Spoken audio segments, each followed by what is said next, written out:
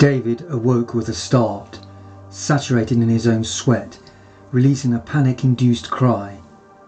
He was aware of his rapid breathing and pumping heart as he came to terms with the nightmare, relieved that it was not real. And yet it had felt so real. His neck ached from where he had been grabbed. The conversations between him and the road men were still engraved in his mind, and the fear that had fueled him to run still flowed through his body. It was as though he had actually been in that church. But of course, this wasn't the first time. He had had this terrifying dream countless times, and always exactly the same. But on this occasion, unbelievably, this had been more real than ever. His fist still hurt from banging on the doors, and he felt something on his neck. He put his fingers upon his skin, looked down at his hands and saw blood. Was he going mad? Was he truly awake, he wondered? He gazed to his right. The incandescent alarm clock showed clearly that it was 3:10 in the morning. The same time every night. It never changed. Marginally reassured that he was in the land of the living, he turned over to face his wife. She wasn't there. This couldn't be. This was wrong. She was always there when he awoke, an oasis of calm who always brought him to his senses. But no, she was not by his side. He whispered, "Sadie?" He got out of bed, stumbling to the landing. There were no lights on. He thought she would have switched on a light. "Sadie?" he called again, but louder. He found a switch.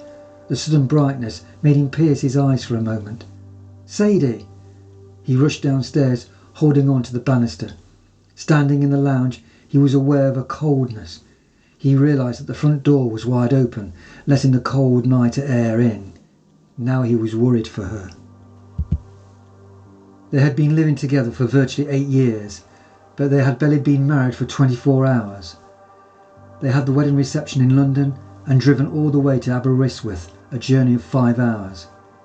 By the time they had got to their idyllic holiday retreat, sometime around midnight, they were both tired. He was puzzled and confused. Why would she leave? He switched on another light. That's when he saw the small table that had been knocked over with a vase smashed on the floor, and next to the open door was a curtain that had been half ripped open as though someone had grabbed it. He knew then that his wife had not left of her own accord, but that she had been taken. David became flustered, frightened for her safety. He swiftly climbed the stairs and hurriedly put on some clothing, including shoes, then quickly headed for the bathroom. He caught his reflection in the cabinet mirror. Although he was only 29, he saw that the stricken face that he beheld looked much older. As he stared at himself, he had the uncomfortable sensation that something was with him, watching him, even mocking him. Something very unpleasant, peering at him from the reflected glass. He was going mad. The constant nightmare was affecting his sanity. Abruptly, so he didn't have to gaze at himself, he swung open the cabinet and found a small torch. It was better than nothing, he reasoned. Darting downstairs, he stood at the front door's entrance, staring into the night. The feeble torch's light did little to penetrate the darkness. He took a few steps forward. Which way should he go? He had no idea. He shouted, "Sadie!" No reply apart from an owl's hoot. He took some more steps forward. As he shone his torch, he caught sight of something. He went towards what he saw. It was a piece of fabric, light blue, clinging tightly to a branch. It was his wife's. She had been wearing a pale blue nightgown. He carried on forward, leaving the safety of the lodge behind him, allowing the dark night to encompass him. He caught sight of some more material, this time on the forest floor. It was a bigger piece. God, he thought, she must be freezing. He had to find her. That's when he moved with more urgency, beginning to sprint rather than walk. Then it came.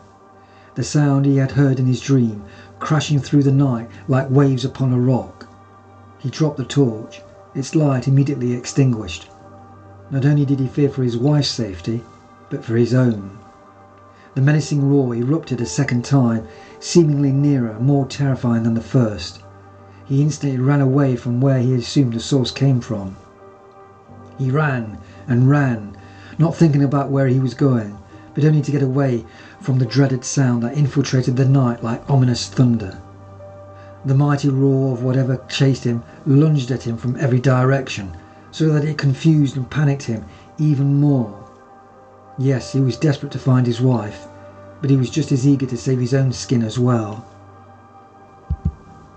He tripped, narrowly avoiding gouging his eye out with a twig. He lay there trying to catch his breath. He turned onto his back, staring at the immense trees that pressed in on him. They seemed to look down upon him with contempt. An insignificant creature had no right to be amongst the sentinels of the forest.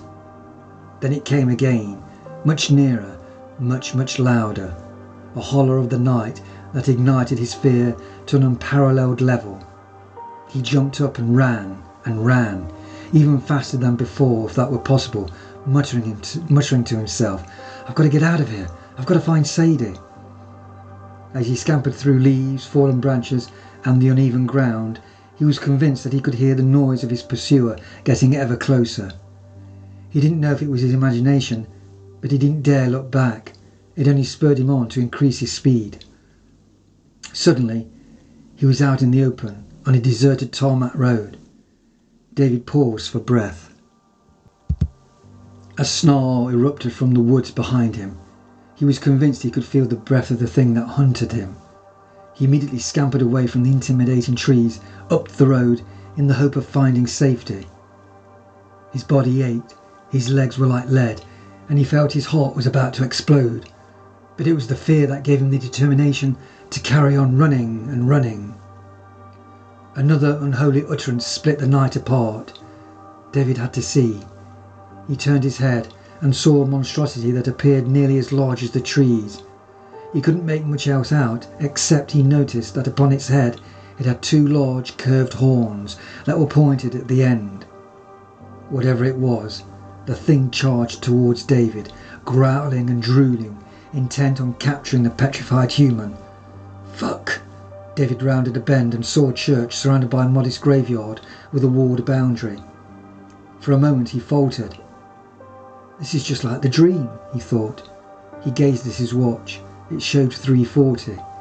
For some reason the time unnerved him, but why, he wasn't sure. The beast let out another ear-splitting wail. David sprinted on, praying that this church would be safe from his demonic pursuer. As he neared the building he could hear chanting, a place of calm contradicting his world of panic and dread. The thought struck him that this too was identical to his dream, but he had no time to weigh up its consequences as his stalker was closing in on him.